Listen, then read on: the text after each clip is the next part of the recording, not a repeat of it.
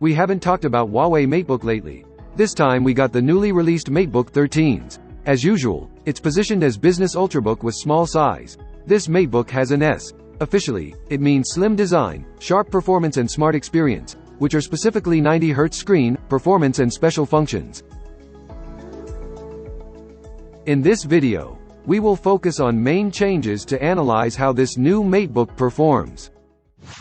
Specs first. It's powered by an i7-11370H chip with 4 cores 8 threads, a dual-channel, 16GB and 3733 MHz memory, a Samsung PM981A with 512GB SSD with PCIe 3.0x4.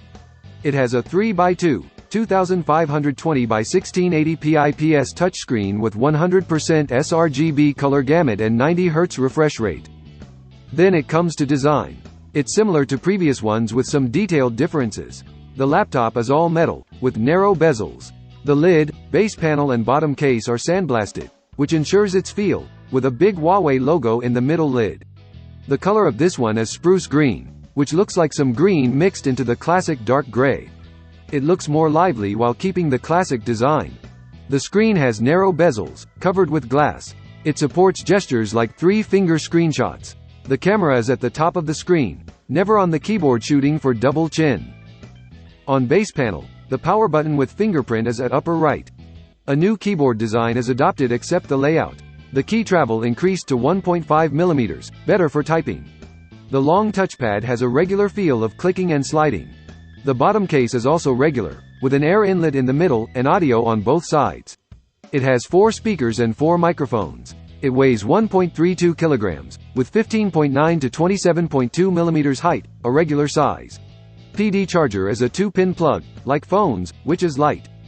Let's check its I/O. It has a full-featured USB-C on each side plus a 3.5 millimeters combo jack. 2 USB-Cs are really inadequate and one is occupied by charging. Besides, the rate is only USB 3.0, rather slow, not fast enough to connect high-speed devices. As for its screen, the panel is from CSOT. On default, tested color volume is 103.1% sRGB, color coverage 98.3% sRGB. For color accuracy, average E0.94, max 2.27.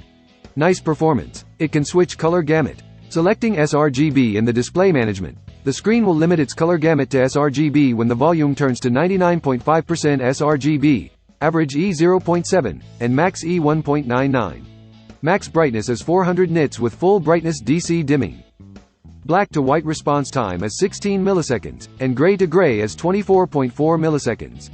The quality is as good as previous ones. HUAWEI adopted high refresh and 90Hz screen, better for daily use and smoother in operation. Coupled with color management and touch function, the screen is excellent. Of course, such a nice screen would be wasted just for typing. Many functions are applied to maximize its productivity by collaborating phones and tablets. Like multi-screen collaboration, by touching the touchpad with a HUAWEI phone, the two will be connected, and you can operate your phone in laptop.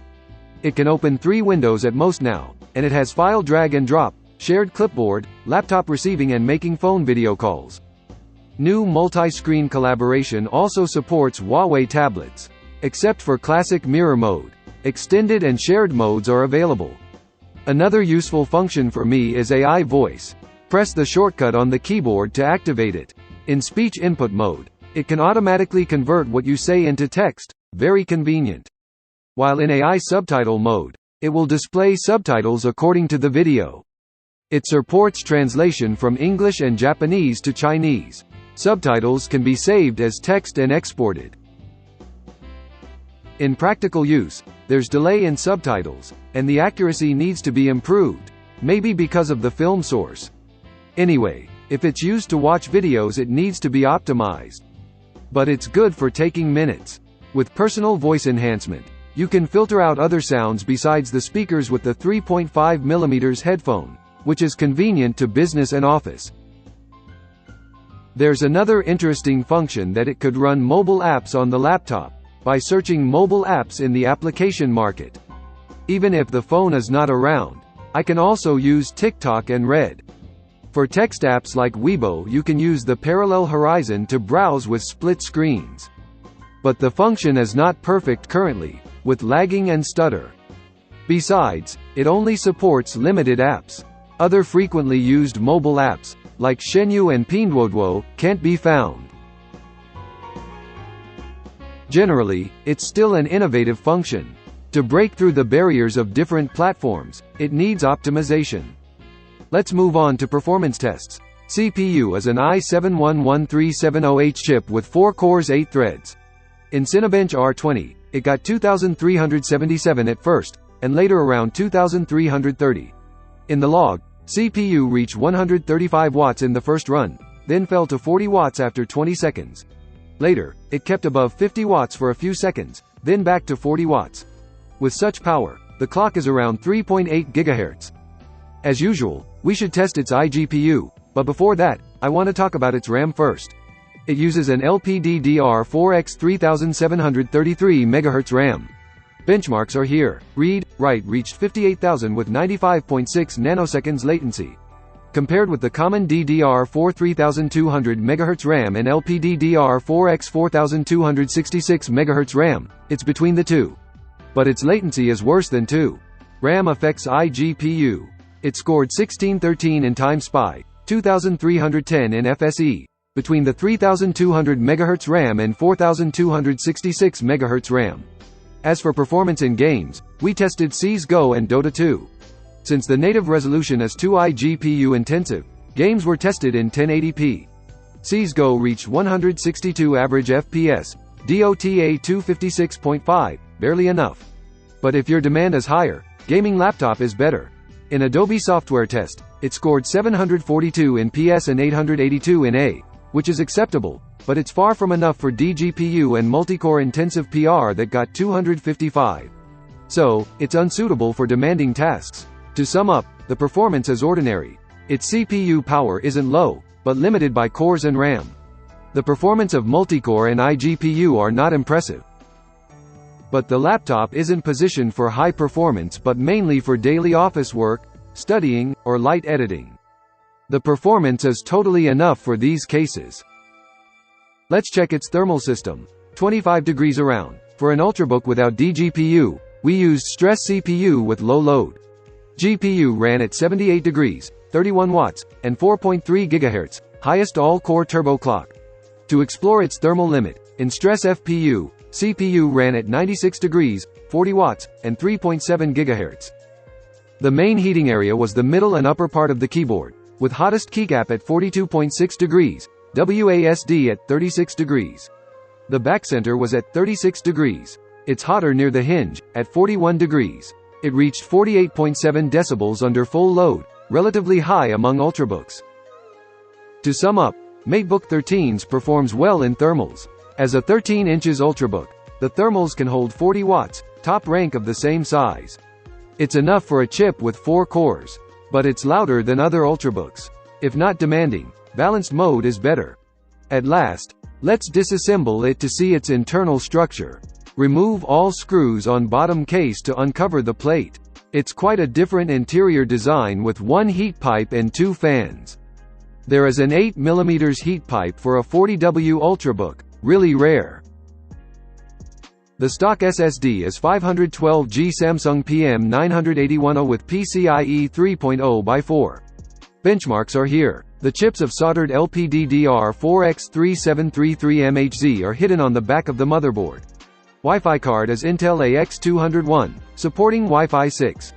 At the bottom is a 60 watt-hours battery, a relatively large capacity. It lasts 10 hours 56 minutes in modern office test. After the review, we concluded 3 pros and cons for you. Here are pros. First, good quality display. Screen is the highlight of HUAWEI laptop. This 3x2 touchscreen has high resolution, high refresh, and color switching. Delta E is good too. It's an all-round screen for ultrabooks. Second, better keyboard feel. The key travel used to be short, with average bounce. But this time, Matebook 13s and 14s both upgraded to 1.5mm key travel, with large keycaps, making typing more comfortable. Third, good build. Among ultrabooks at similar price, it's more delicate, all-metal body with CNC cutting edges, glass screen with high ratio, and the new color spruce green. It should attract some people who value design. After the pros, it comes to cons. First, few ports with low rate. This laptop has only 2 USB-Cs, plus a 3.5mm combo jack, and 1C port is occupied by charging. Devices like mouse, keyboard and flash disks need dock, which is inconvenient. Second, high adapter temperature at high power outputs. This laptop has a small 65-watt PD charger. In quick charge or stress test, the temperatures of the charger's surface can reach as high as 63.5 degrees. Third, loud noise of fans at high load. Its thermal performance is nice. As a 13-inch laptop, its power can reach 40 watts. But noise is a little loud under high loads compared with similar ultrabooks. At last, I'd like to share my view about this Matebook. Huawei takes the lead in innovative PC products. As for its design, 13s is similar to 13, but Huawei redesigned the thermals, upgraded its screen, and incorporated multi-screen collaboration and smart device identification. Compared with previous laptops, great improvement was made for 13s. The technology Huawei accumulated in phones can easily be used in PC. Only newcomers like Huawei put innovation tech into practice that most PC companies are aware of. There are still cons, like ports, noise, memory, other hardware, and bugs in interworking. Parallel horizon which should be optimized. Only by making progress under pressure can Huawei make better products. Maybe this is why Huawei can surprise us every time. So that's all about this video. If you enjoy this video, please hit like and subscribe. If you want to interact with me every day, please follow us on WeChat official account, where you could find the review of Matebook 14s. This laptop may be worth it or not, but all we want is to share information and provide guidance. This is BIBA Laptops. I'm Jawan. I'll see you in the next video.